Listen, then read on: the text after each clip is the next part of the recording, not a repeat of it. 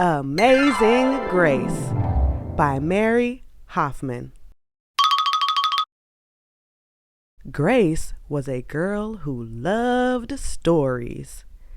She didn't mind if they were read to her, or told to her, or made up in her own head. She didn't care if they were in books, or movies, or out of Nana's long memory. Grace just loved stories. After she had heard them, and sometimes while they were still going on, Grace would act them out, and she always gave herself the most exciting part. Grace went into battle as Joan of Arc and wove a wicked web as Anasty the spider. She hid inside the wooden horse at the gates of Troy. She went exploring for lost kingdoms. She sailed the 7 seas with a peg leg and a parrot. She was Hiawatha, sitting by the shining big seawater, and Mowgli in the backyard jungle. Most of all, Grace loved to act out adventure stories and fairy tales.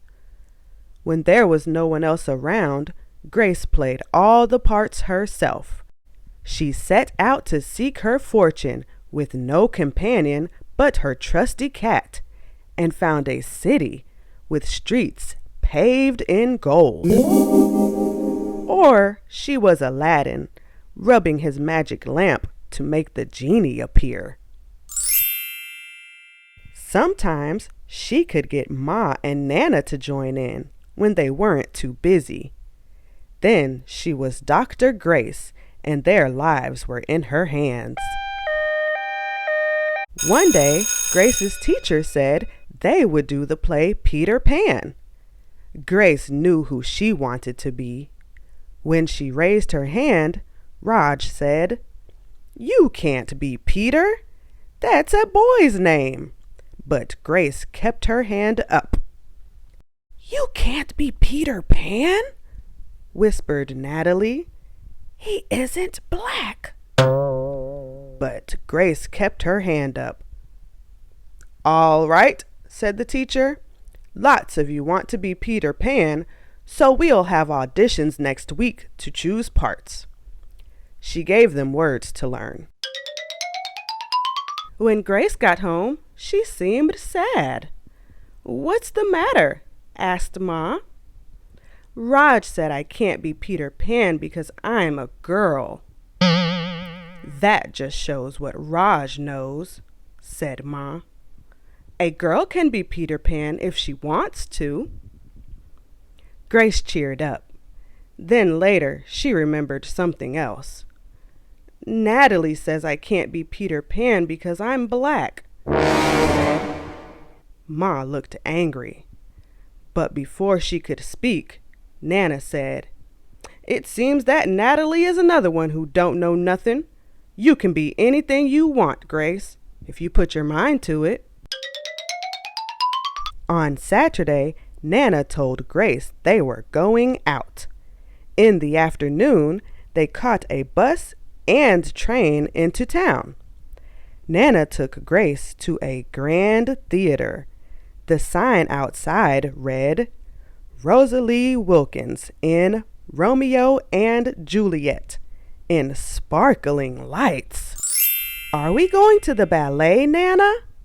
asked Grace. "We are, honey, but first I want you to look at this picture." Grace looked up and saw a beautiful young ballerina in a tutu. Above the dancer, it said, "Stunning new Juliet." "That one is little Rosalie from back home in Trinidad," said Nana. "Her granny and me, we grew up together on the island. She's always asking me do I want tickets to see her Rosalie dance. So this time, I said yes." After the ballet, Grace played the part of Juliet, dancing around her room in her imaginary tutu. I can be anything I want, she thought. On Monday, the class met for auditions to choose who was best for each part. When it was Grace's turn to be Peter, she knew exactly what to do and all the words to say. She had been Peter Pan all weekend. She took a deep breath and imagined herself flying. When it was time to vote, the class chose Raj to be Captain Hook and Natalie to be Wendy. There was no doubt who would be Peter Pan. Everyone voted for Grace. "You were fantastic," whispered Natalie. The play was a big success and Grace was an amazing Peter Pan.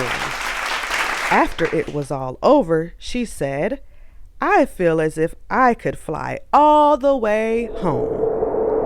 "You probably could," said Ma. "Yes," said Nana. "If Grace put her mind to it, she can do anything she wants." The end.